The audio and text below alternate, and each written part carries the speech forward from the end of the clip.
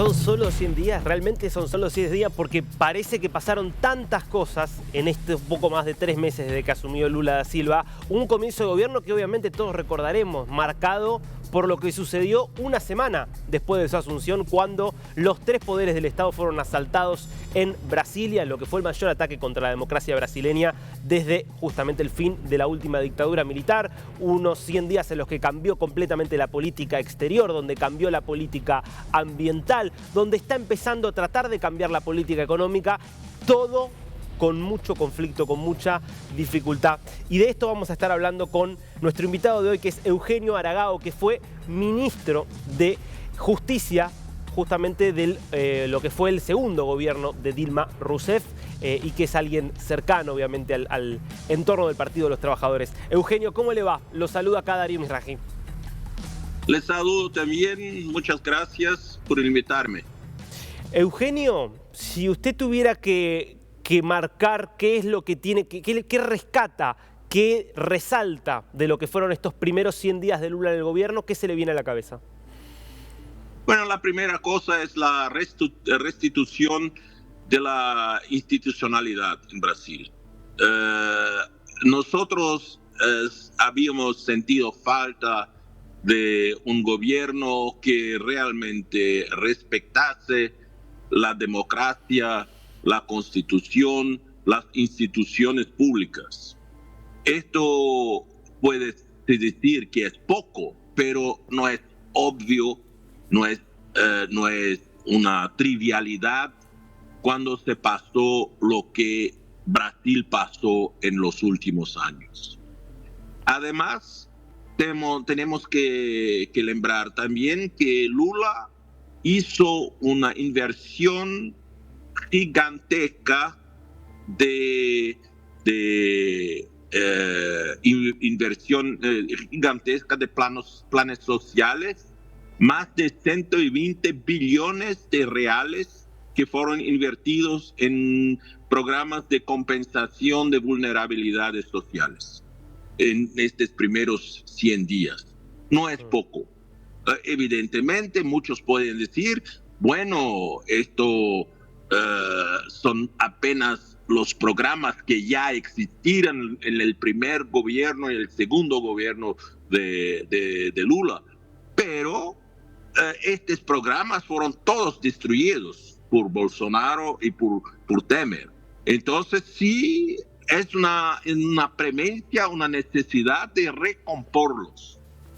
Entonces yo creo que de una forma general se busca con estos primeros 100 días la retomada de la senda constitucional de 1988.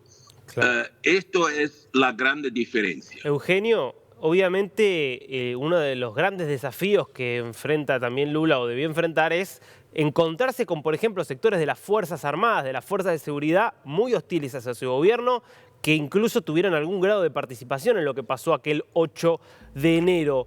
¿Cómo está? ¿Cómo se hace cuando el presidente tiene que, bueno, justamente lidiar contra esos sectores que están dentro del Estado y que son hostiles? Esto es un problema que es puede ser una herencia no solo para Lula, pero para toda la sociedad brasileña.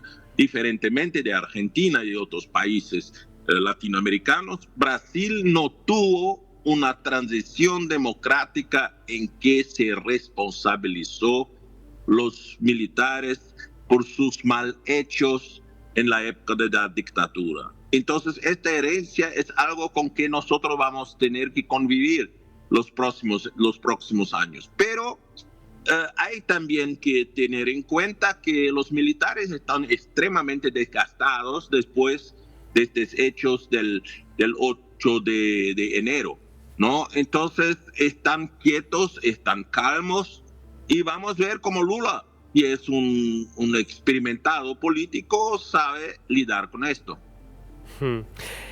Uno de las grandes transformaciones tiene también que ver con la política exterior. ¿Qué está viendo de lo que intenta Lula, que ya viajó a Estados Unidos, que mañana va a estar viajando a China? ¿Puede volver a tener el papel que tuvo en sus gobiernos anteriores?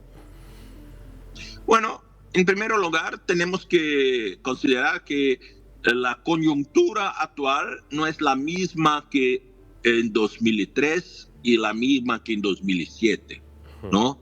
La situación hoy, principalmente con la guerra de Ucrania, es radicalmente diferente. El mundo pasa por una crisis energética, al mismo tiempo que también con cambios de parámetros económicos y también de reorganización geopolítica, ¿no?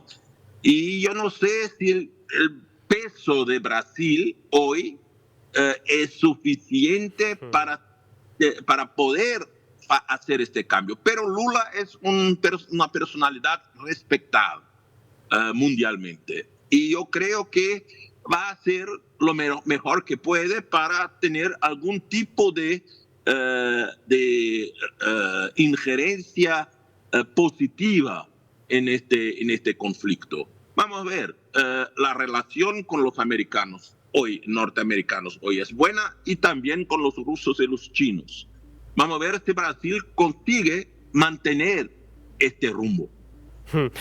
Y usted marcaba muy bien, ¿no? Es un contexto diferente. En el primer gobierno de Lula, Brasil, obviamente había mucha expectativa. Lula era un líder nuevo, nuevo en el sentido de que nunca había gobernado, y se dio en un contexto de un crecimiento económico extraordinario de Brasil y de toda América Latina. Hoy el contexto es otro, la paciencia también al interior de Brasil es otra. ¿Qué va a pasar cuando por ahí Lula no pueda dar todos los beneficios económicos que él le gustaría dar? Bueno, yo creo que en primer lugar está la recomposición de lo que fue destruido por Temer y Bolsonaro. Yo creo que esta es su prioridad máxima.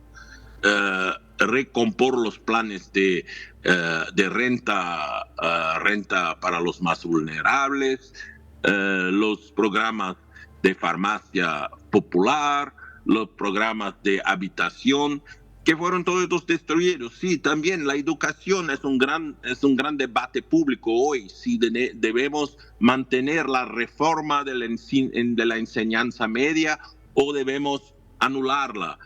Todo esto son debates que yo creo que en 100 días no hubo tiempo todavía para se llegar a conclusiones. Sí, el escenario es extremadamente complicado y Lula sabe esto. Ahora, usted decía, Eugenio, lo que tiene que recomponer lo que destruyeron Temer y Bolsonaro. Los problemas económicos, le recuerdo, empezaron antes, de mínima de 2014, cuando ya estaba Dilma Rousseff en el poder. Entonces, me parece que también eso está marcando que es mucho más lo que tiene que cambiar. Y digo, ¿no tiene que haber ahí también un replanteo respecto de cómo el PT está pensando o ha pensado la economía? Sí, bueno, en primer lugar tenemos el problema con la tasa básica del Banco Central, ¿no? La tasa está extremadamente alta. Hoy tenemos 13.5% de tasa básica, que es seguramente una de las más altas en el mundo. Y esto es un freno para el crecimiento y las tentativas de Lula de resolver también el problema de la deuda pública, ¿no? Entonces, el problema que Lula heredó de Bolsonaro en este momento es una política conservadora, y el Banco Central, que hoy no tiene más un presidente escogido por el presidente de la República, sino un presidente mandatario. El mandato del actual presidente del Banco Central tiene todavía más 2 años. Entonces, esto va a ser problemático para el gobierno de Lula si no consigue cambiar las posiciones del Banco Central o cambiar el presidente del Banco Central. Esto no es un problema que tenía antes, es un problema estructural del Estado brasileño que va a tener que ser enfrentado. Ahora, esta pelea con el presidente del Banco Central, usted lo plantea como que es un problema, pero lo que dicen muchos economistas es que es una cosa positiva, porque si pudiera cambiar al presidente del Banco Central y el Banco Central no fuera independiente, probablemente el valor de la moneda no se preservaría. Se lo digo esto desde Argentina, donde justamente no es independiente el Banco Central, y mire cómo le fue. Mira, independencia es una cosa. Una política que es absolutamente contraria a lo que propuso el presidente en su campaña electoral es otra, ¿no? Yo creo que para que el presidente pueda desarrollar sus políticas, es necesario un cambio en la política económica. Y la política económica solo se cambia si también se cambia la política monetaria, ¿no? Esto no es posible hacer de otra forma. Claro, con responsabilidad fiscal, con seguridad de no extender los gastos de una forma irresponsable.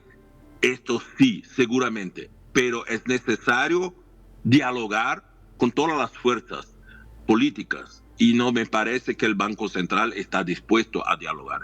Ahora, Lula sabía en campaña que no iba a poder modificar al presidente del Banco Central. Usted lo que está planteando entonces es que Lula hizo promesas en la campaña que no iba a estar en condiciones de poder cumplir, por lo menos en la primera parte de su mandato. Y yo no sé si va a conseguir cumplir o no. La presión sobre el presidente del Banco Central no viene únicamente de Lula.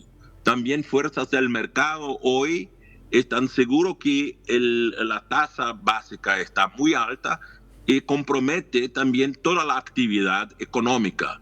Y esto tal vez sea un factor para eventualmente hacer un cambio.